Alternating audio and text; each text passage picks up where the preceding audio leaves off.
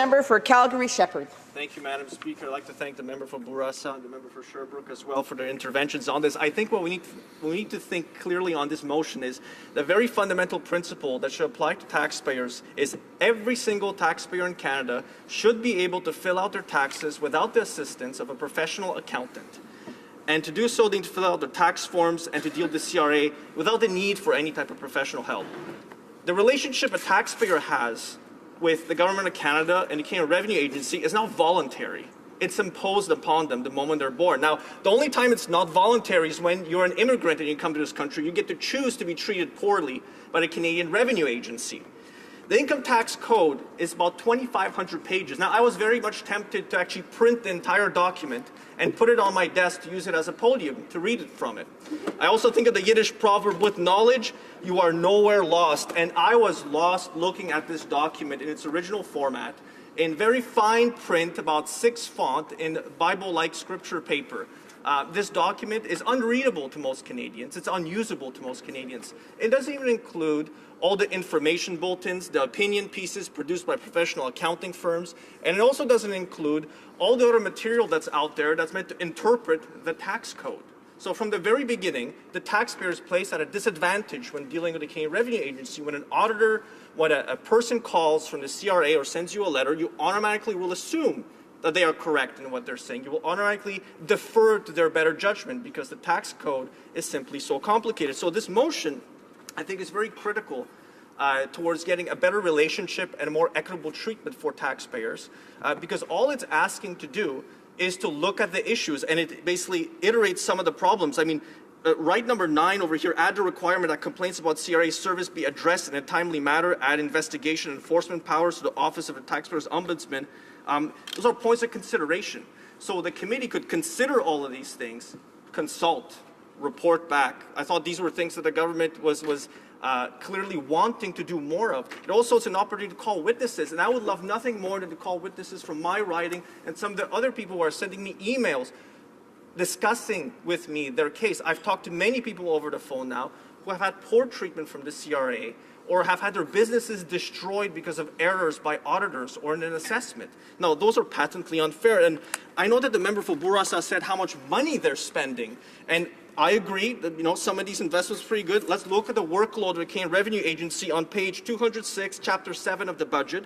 It says the CRA answers over 23 million calls in a typical year. CRA sends out over 130 million pieces of correspondence each year, and it sets out here they're going to make it an easier to read format. I'm all for this. Easier to read format, plain language is a great idea.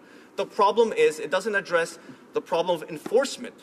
What if this plain format is still wrong when it's sent to you? What if it leaves you in error, makes you commit an error, like in the LaRue case, where your business is destroyed, your livelihood is destroyed?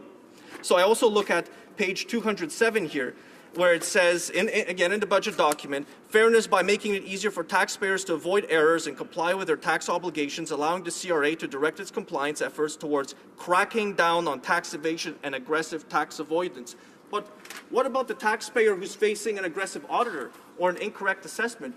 What about their rights? What are their opportunity to stand up to the CRA and say, this is wrong, you're committing an error that's going to cost me time and money, possibly destroying my livelihood as well? And when I look at here on page 217 of the budget, again, it's Chapter 8, it says that the budget 2016 proposes to provide $351.6 million over 5 years. So again, it's over 5 years. I think this motion provides a great opportunity to inform the government on how to spend this money, where to spend it, where to maximize the usefulness to the taxpayer. It shouldn't be the usefulness to the government. It shouldn't be the usefulness to the Canadian Revenue Agency. It should be customer service oriented. The taxpayer in this case is the customer. They must be treated fairly. And, reading the rest of this budget document as an exquisite piece of marketing sophistry, those are the points I find most useful in there. Now, when we also think about the average taxpayer, they simply don't have the means to fight it all the way to the Tax Court of Canada and win. For very many of them, once you tell them you have to go to the Tax Court of Canada, they simply give up. I've spoken to many constituents, many people across Canada who've called my office and said that is not an option for them. They don't want to litigate for a decade and maybe win. Right. It makes lawyers rich, It doesn't make the taxpayer rich. It doesn't make it right. And when I think about the CRA, it's interesting that in the CRA probe, KPMG was able to get out of paying for running a $130 million tax dodge on the Isle of Man. In that case, they reached an agreement of some sort with the CRA. Now, there's an article on the CBC that says that CRA personnel or employees were treated to hospitality suites at the Rideau Club. Menus for private receptions at the time included sumptuous fare as scallop ceviche, I hope I'm pronouncing that correctly, duck rillettes, crostini, and herb roasted rack of lamb. Now, I'm not a Philistine, but I'm pretty darn close to it. Most of my the taxpayers in my riding can't afford a menu like this to try and convince the CRA that they've been ill-treated. And so when I consider this motion, I consider this is for them. This is for the average, everyday taxpayer who doesn't have the means to go to a tax lawyer, to a professional accountant.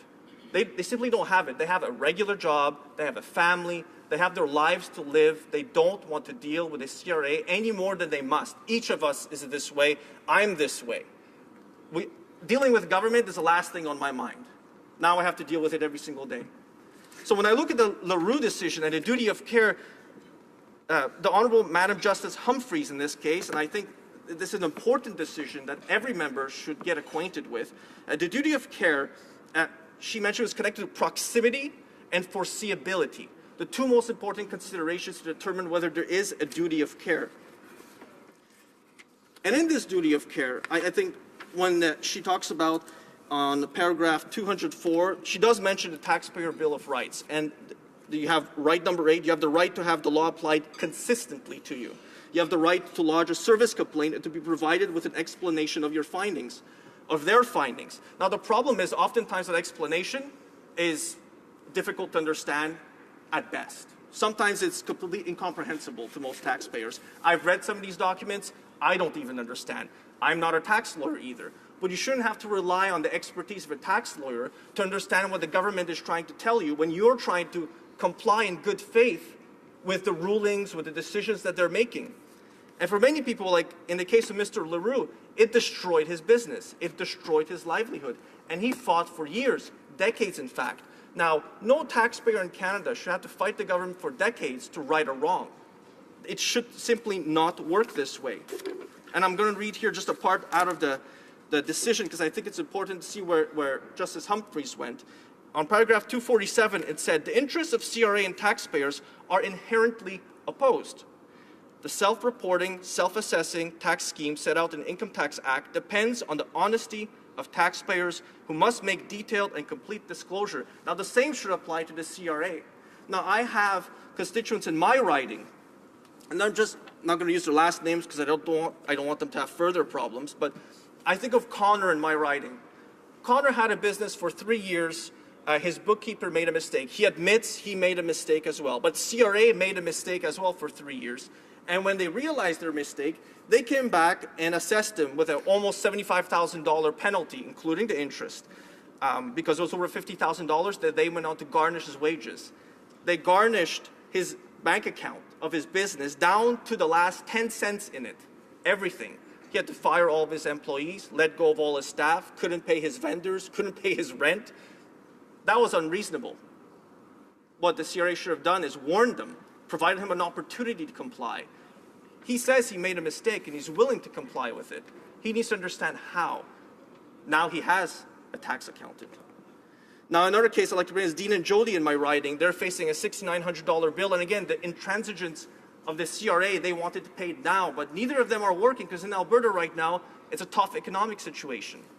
They don't have a job. What more can they do? They've sold their cars, they've downsized their house. Does the CRA want them to sell their home and move their family out? That's pretty much where it's going to go.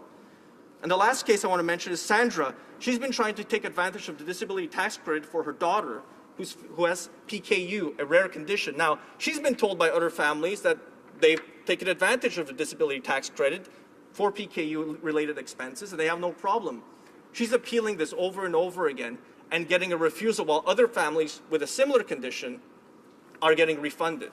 Now, consistency of application of the law is what we want here. This motion gets us to that point. This motion gets the committee thinking about it, looking at it. It's basically guidelines, a possibility to call witnesses, recommendations. I call upon all members to support this motion. Thank you.